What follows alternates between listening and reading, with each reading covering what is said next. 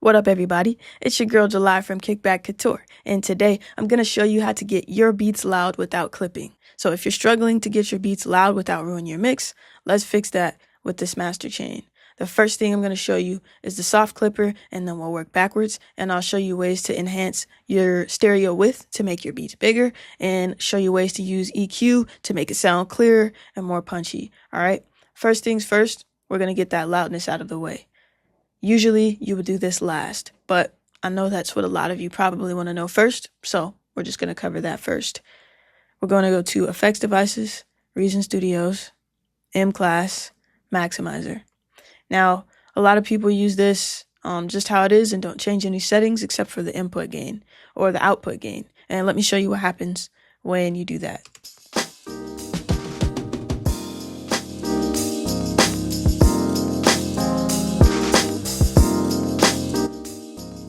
Kind of ruined the mix of my drums. It sounds really compressed, and this is what it sounds like without it since I didn't play that first. Turning it back on. Output gain up. That sounds better, but it's clipping. So let me show you how I use this M-Class Maximizer. So I'm going to engage soft clipping, and in order to do that, I'm going to click two LEDs. Turn the soft clip on. I'm going to turn on 4 milliseconds look ahead, and then I'll be able to soft clip my transients instead of cutting them off really sharply like a brick wall limiter, and instead we're just going to softly round those transients where my drums are so I don't ruin my mix. And then I'll slowly pull up my input gain, and let's listen to it as we do it.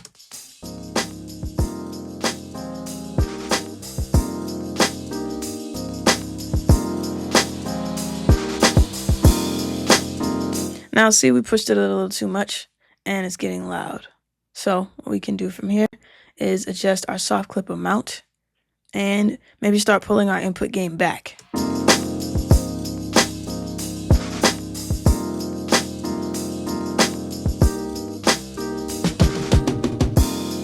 Usually when you master your beats, you're shooting for a specific target loudness. So if you're interested in doing that specifically, then check out this video. I'm going to put it up in the cards and down in the description. I have multiple videos on mastering that go over different mastering chains that you can apply to your beats. But for the sake of producers that just want to get their beats loud and aren't necessarily worrying about uploading it to streaming platforms, this is what you do.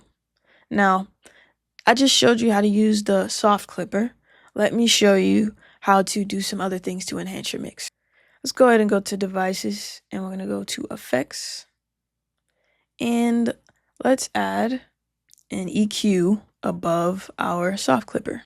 Now what I like to do with this EQ is boost my high end so that the beat sounds more crisp, and we're going to master into the soft clipper to make sure everything sounds and is as loud and as crispy as we want it to be. This is something that professional engineers do. A lot of times they will mix into the master bus so that they're not messing up their mix with the master later. So let's turn on this high shelf.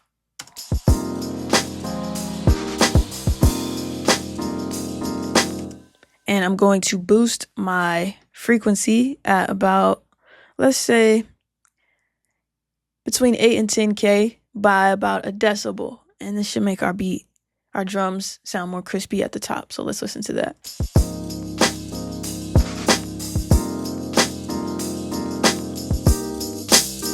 Too much, obviously.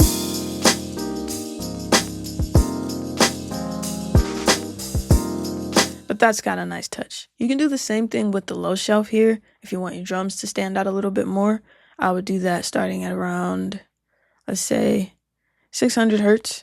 And then you can boost the gain up a decibel. So let's listen to that.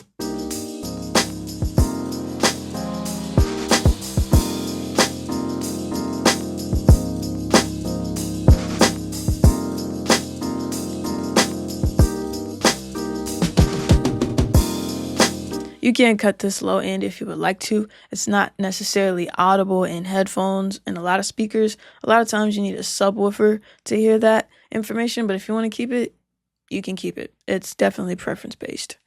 Now, the next thing I want to show you is stereo imaging, and this will make your beat sound wider. Now, some people like to use stereo imaging to make their beat sound more mono, and that's completely fine too. This is another preference-based thing, and I'll show you both so you can decide what you like to do.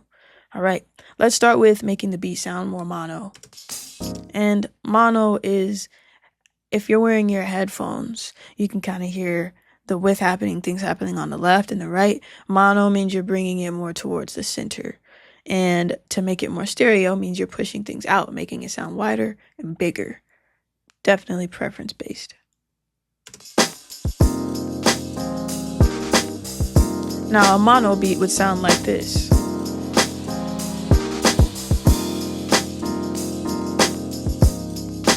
Before, after. Completely up to you. I do prefer to make my beat sound wider. I like to have it wider, stereo image happening, things happening on the left and the right.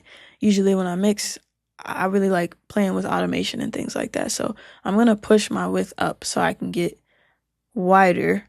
I'm going to set my crossover frequency here at about, let's say 363 hertz. We'll put it there. And the reason I'm putting it I usually put it between 300 and 500 hertz because everything under 500 is the bass. And I prefer my bass to be tight and mono in the center, like we heard in the previous preview, in the previous sound example that we just listened to.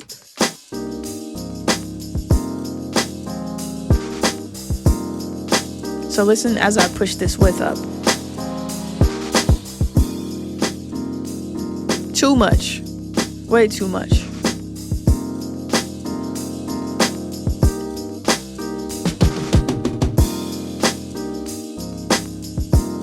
But this sounds nice.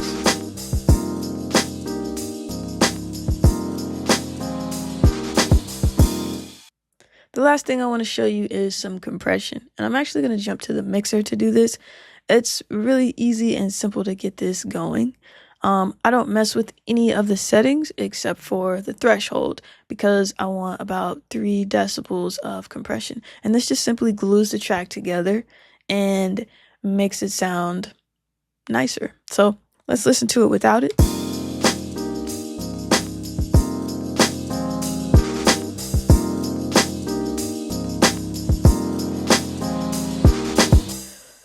Let's get this needle jumping a little bit more by moving the threshold. The threshold is going to determine at what level, what volume. Right now it's negative 14.88 decibels. What level or volume the compressor starts to work. So let's pull it to the left and see what happens, and then we'll pull it to the right and you'll see what happens. And here.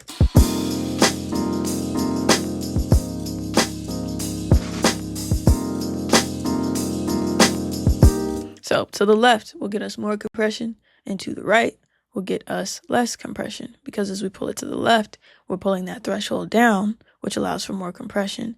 And I want in between these 2 notches, 0 and 4.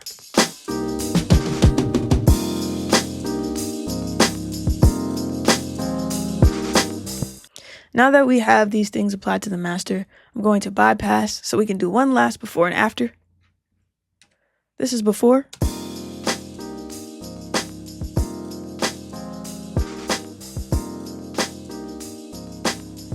After.